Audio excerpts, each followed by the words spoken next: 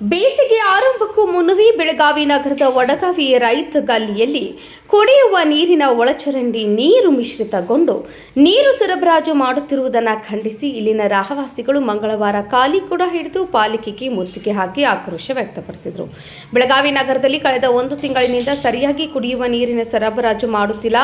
ಅಲ್ಲದೆ ಒಳಚರಂಡಿ ನೀರು ಮಿಶ್ರಿತಗೊಂಡು ಜಾನುವಾರುಗಳಿಗೆ ಕುಡಿಯುವ ನೀರಿನ ಸಮಸ್ಯೆ ಎದುರಾಗಿದೆ.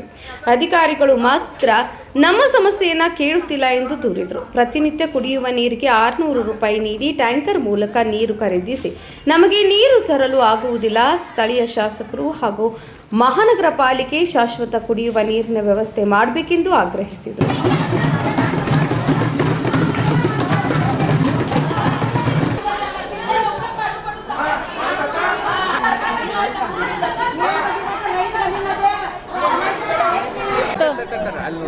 ಹತ್ತು ದಿವ್ಸಕ್ಕೊಮ್ಮೆ ನೀರು ಬರ್ತೈತ್ರಿ.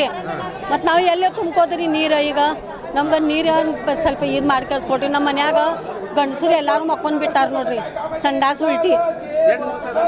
ಈಗ 8-9 ದಿನ ಆಯ್ತು ನೋಡ್ರಿ, ನೀರೇ ಇಲ್ರಿ. ಬಾವಿ ನೀರ್ನಾಗ ಡ್ರೈನೇಜ್ ನೀರು ಇದಾಗೈತೆ ರೀ, ಮಿಕ್ಸ್ ಆಗೈತೆ. ಅದಕ್ಕೆ ನಾವು ಇಲ್ಲೇ ಬಂದೇವು ನೋಡ್ರಿ.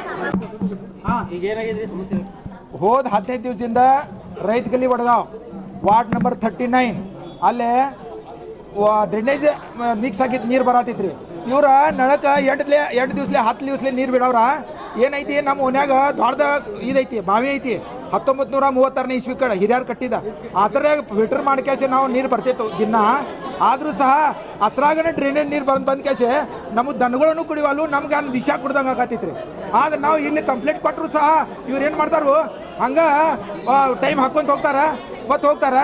ಈಗ ಅವ್ರು ಬಂದಿಲ್ಲ ಅಂದ್ಕೇಸೆ ಅಲ್ಲಿ ಏನು ಮಾಡ್ತಾರೆ, ಬರ್ತಾರೆ ನೋಡ್ತಾರೆ, ಮನವಿ ಕೊಡೋದಿಲ್ರಿ ಇವ್ರಿಗೆ. ಮನವಿ ಕೊಟ್ಟರೆ ಏನೂ ಉಪಯೋಗ ಇಲ್ಲ, ಅವರು ಹಡಿತಾರೆ ಬಿತ್ತಾರೆ ಅಂದ್ಕೇಸ್ ನಾವೆಲ್ಲ ಮಹಿಳೆ ತನ್ಕೇಸಿ ಇಲ್ಲೇ ಬಂದೆವು. ಇಲ್ಲಿ ಇವತ್ತರ ಯಾವ್ದು ಕೆಲಸ ಮಾಡಿಲ್ಲರ ಮತ್ತು ನಾಳೆ ನಮ್ಮ ಎಲ್ಲ ಓನ್ಯಾಗಿಂದ ಬಂಡಿ ತೊಗೊಂಬರ್ತೇವೆ, ಕಾರ್ಪೊರೇಷನ್ ಒಳಗೆ ಹಾಕ್ತೇವೆ. ಅವ್ರು ಏನು ಮಾಡ್ತಾರೆ ನೋಡೋಣ. ನಮ್ಮೆಲ್ಲ ಕೇಸ್ ಹಾಕ್ತಾರೋ ಏನು ಜೈಲ್ ಕಳಿಸ್ಲಿ ನಮ್ಗೆ ಅಂದ್ಕೇಸ್ ನಾವು ಕಾರ್ಪೊರೇಷನ್ ಹೇಳೋದು ಪಟ್ ಅಂದ್ಕೇಸ್ ನೀವು ಇದು ಮಾಡ್ರಿ, ನಳದ ನೀರು ಬರಬೇಕು, ಇಲ್ಲಾಂದ್ರೆ ನಾವು ಬಿಡಂಗಿಲ್ಲ.